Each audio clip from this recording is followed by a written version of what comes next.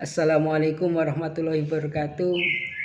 Pada kesempatan kali ini, izinkan saya untuk mempresentasikan laporan tugas akhir analisis multivariat saya yang berjudul Analisis Multivariat Menggunakan Metode Cluster K-means untuk pengelompokan kabupaten atau kota di Provinsi Jawa Tengah berdasarkan IPM tahun 2019. Saya di sini Tutut Triyono, Matematika 2017 dengan NIM 1744-2010-21. Adapun latar belakang dalam penelitian ini yaitu adalah pembangunan didefinisikan sebagai suatu kegiatan dalam upaya meningkatkan kesejahteraan masyarakat di berbagai aspek kehidupan yang dilakukan secara terencana dan berkelanjutan dengan memanfaatkan dan perhitungan kemampuan sumber daya, informasi dan kemajuan pengetahuan dan teknologi, serta memperhatikan perkembangan sosial. IPM juga merupakan suatu tolak ukur maju atau tidaknya suatu wilayah. Tingkat IPM yang tinggi di suatu wilayah, IPM merupakan indikator tingkat pembangunan manusia suatu wilayah yang dihitung melalui perbandingan dari angka harapan hidup, pendidikan, dan standar hidup layak. IPM dibangun melalui pendekatan 3 dimensi yaitu umur panjang dan sehat, pengetahuan, dan kehidupan yang layak.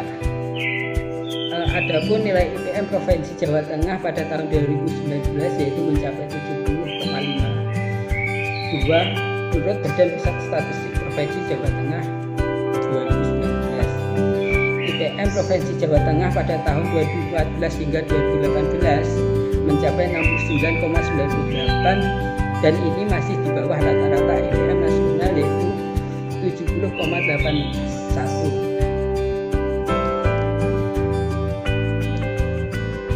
Memperhatikan kondisi capaian IPM Provinsi Jawa Tengah, maka pemerintah harus mengidentifikasikan persoalan daerah dan merumuskan langkah-langkah yang konkret untuk mendukung pelaksanaan program yang mendukung capaian target IPM dan membangun IPM yang berkualitas tinggi.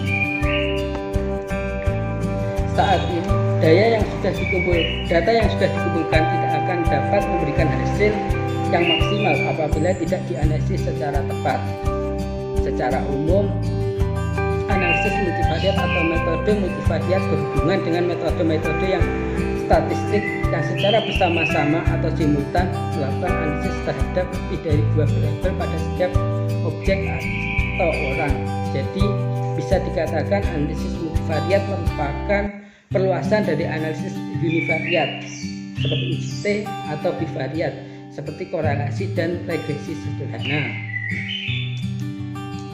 Salah satu teknik analisis multivariat yang dapat digunakan untuk mengelompokkan suatu objek ke dalam suatu kelompok yang berbeda antara satu dengan yang lainnya adalah analisis cluster. Analisis cluster merupakan teknik multivariat yang mempunyai tujuan utama untuk mengelompokkan objek-objek berdasarkan karakteristik yang dimilikinya.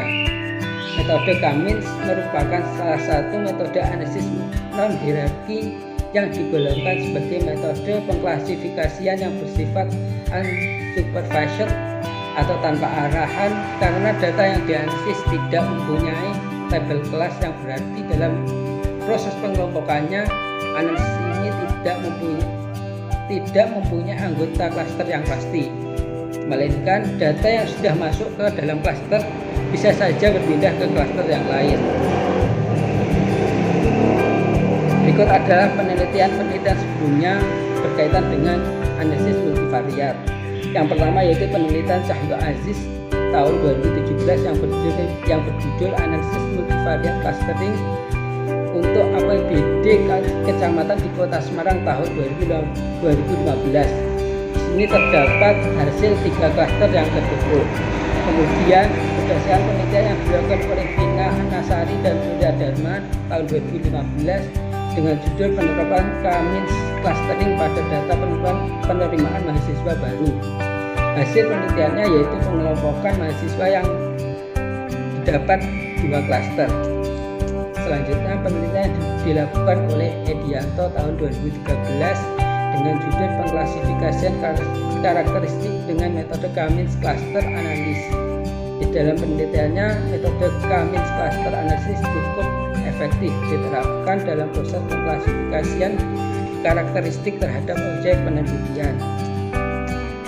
Berdasarkan faktor-faktor tersebut, maka akan dilakukan clustering pada kabupaten atau kota di Provinsi Jawa Tengah dengan metode Cummins cluster. Dalam penelitian ini akan dianalisis kasus clustering indeks pembangunan manusia atau IPM pada kabupaten atau kota di Provinsi Jawa Tengah tahun 2019. Untuk mengetahui pengelompokan kabupaten atau kota di Provinsi Jawa Tengah berdasarkan faktor-faktor yang mempengaruhi nilai IPM tersebut. Oleh karena itu, dalam hal ini peneliti mengangkat judul tentang analisis multivariat menggunakan metode cluster Cummins untuk mengelompokkan kabupaten atau kota di Provinsi Jawa Tengah berdasarkan IPM tahun 2019. Ada rumusan yang telah dirumuskan oleh peneliti. Yang pertama yaitu berdasarkan latar belakang di atas, maka dapat diidentifikasikan masalah bagaimana penerapan metode Cummins dalam pembentukan klaster pada indeks pembangunan manusia di kabupaten atau kota Provinsi Jawa Tengah pada tahun 2019. Dan tujuannya adalah tujuan yang ingin dicapai adalah mengetahui hasil penerapan metode Cummins dalam pembentukan klaster pada indeks pembangunan manusia di kabupaten atau kota Provinsi Jawa Tengah pada tahun 2019. Metode penelitian dalam penelitian ini yang pertama, populasi dan sampel adalah 35 kabupaten atau kota yang terletak di Provinsi Jawa Tengah. Dalam hal ini peneliti mengambil sampel 32 kabupaten atau kota di Jawa Tengah dengan perhitungan menggunakan rumus Slovin dengan taraf kesalahan adalah sebesar 5% atau 0,05%. Berikutnya ada cara pengambilan sampel. Pengambilan sampel dilakukan menurut standar penelitian kuantitatif, yaitu dokumentasi. Peneliti mengambil sampel dari buku yang berjudul Jawa Tengah dalam Angka tahun 2020. Tahap ini merupakan tahap teknik analisis data. Tahap ini merupakan tahap analisis data untuk mengelompokkan data ke dalam bentuk klaster dan membuat interpretasi data dan hasil penelitian. Untuk kemudian peneliti memutuskan menyusun data-data apa yang akan digunakan dalam menguraikan ke dalam kesimpulan yang tepat.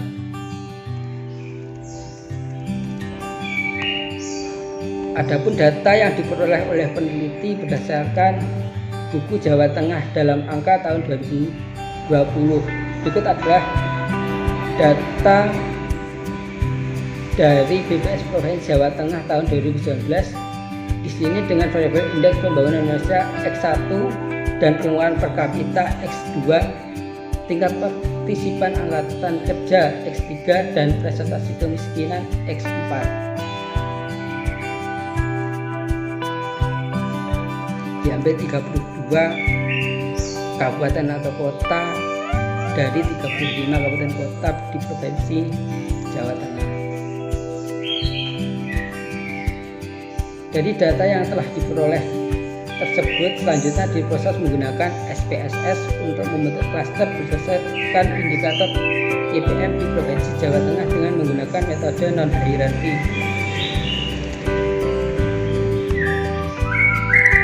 Adalah data quick cluster.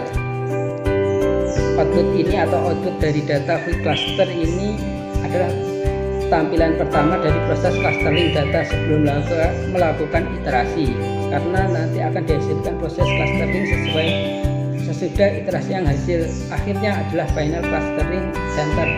Maka output ini tidak akan dianalisis. Proses iterasi dilakukan sampai titik pusat dan setiap cluster tidak berubah dan tidak ada lagi data yang berbeda dari suatu cluster ke cluster yang lain. Berikut adalah proses iterasi. Dari sini iterasi clustering data terjadi sebanyak 4 kali iterasi. Pada iterasi keempat, titik pusat dari setiap cluster sudah tidak berubah dan tidak ada lagi data yang berbeda dari satu cluster ke cluster yang lain, sehingga proses iterasi berakhir. Proses koordinat absolut maksimum untuk setiap pusat adalah 0,000 dengan jarak minimum antara pusat awal adalah 480317,050.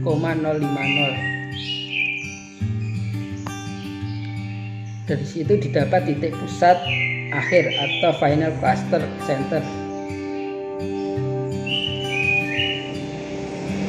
Dari data tabel final cluster center bahwa indeks pembangunan manusia atau IPM masuk ke dalam cluster 2 karena cluster 2 lebih tinggi daripada cluster 1 dan cluster 3.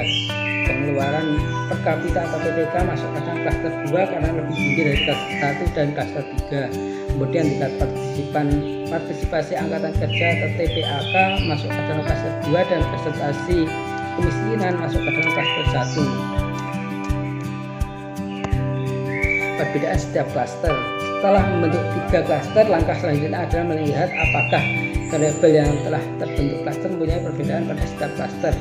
Dalam hal ini dapat dilihat dari F dan nilai probabilitas atau sig masing-masing variabel. Hal ini dilakukan melihat output ANOVA berikut.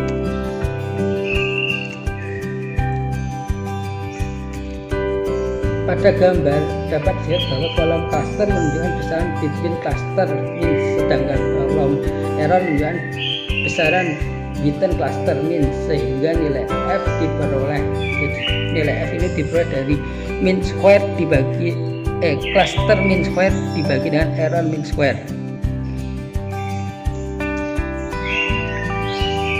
Dari tabel dapat kita jelaskan bahwa nilai F pada Z IPM ada sebesar 0,693 dan nilai pada Z IPM adalah 0,000 yang berarti signifikasinya adalah nyata karena nilai sig tersebut kurang dari 0,05. Hal ini berarti faktor angka IPM sangat membedakan karakteristik ketiga klaster tersebut, atau dapat dikatakan angka IPM pada ketiga klaster yang sangat berbeda antara klaster 1 dengan klaster yang lainnya. Kemudian nilai F pada nilai Z pada Z PPK adalah sebesar 64,036 dan nilai signifikansi pada Z PPK adalah 0,00 yang berarti signifikansinya adalah nyata karena 0,00 kurang dari 0,05%. Hal ini berarti faktor angka PPK sangat membedakan karakteristik ketiga klaster tersebut. Kemudian TPAK di sini didapat angka 0,122 dan nilai signya adalah 0,088 yang berarti signifikansinya tidak bisa membedakan antara klaster 1, 2, dan 3 karena nilai sig tersebut lebih dari 0,05, maka nilai klaster 1, klaster 2, dan klaster 3 masih relatif sama. Kemudian nilai F pada Z presentasi kemiskinan ada 1,875 dan nilai sig pada Z presentasi kemiskinan adalah 0,171 yang berarti signifikansinya tidak bisa membedakan antara klaster 1, 2, dan 3. Karena nilai sig tersebut lebih dari 0,05, maka nilai dari klaster 1, 2, dan 3 masih relatif sama. Dapat dilihat dari nilai F, semakin besar angka F pada salah satu variabel maka semakin banyak pula angka pada variabel tersebut membandingkan variabel yang lain di dalam ketiga klaster. Sebagai contoh yaitu angka F variabel Z PPK lebih besar dari F variabel Z IPM. Dengan demikian angka PPK lebih banyak dari angka indeks pembangunan manusia pada ketiga klaster. Adapun jumlah anggota pada setiap klaster, yang pertama klaster 1 ada 16 anggota, yang kedua klaster 2 ada 2 dan klaster 3 ada 14. Total data adalah 32 data.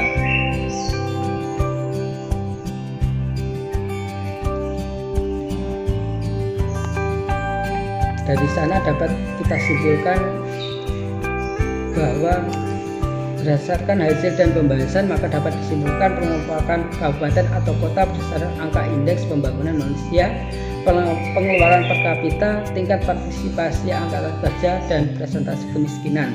Terdapat 3 klaster atau 3 kelompok, yaitu yang pertama klaster 1 beranggotakan Kabupaten Banjarnegara, Kabupaten Banyumas, Batang, Blora, Brebes, Cilacap, Grobogan, Jepara, Karanganyar, Pati, Pemalang, Purbalingga, Sragen, Sukoharjo, Tegal, dan Kendal. Kemudian klaster 2 ada 2 anggota yaitu Kabupaten Semarang dan Kabupaten Wonosobo. Kemudian klaster 3 Bronggosaka, Kabupaten Magelang, Kabupaten Salatiga, Boyolali, Demak, Kabupaten Kebumen, Klaten, Kudus, Magelang, Pekalongan, Purworejo, Rembang, Temanggung, Wonogiri, dan Kota Pekalongan, Kota Banjarnegara, serta Kota Banyumas. Demikian presentasi dari saya, kurang lebihnya mohon maaf. Wassalamualaikum warahmatullahi wabarakatuh.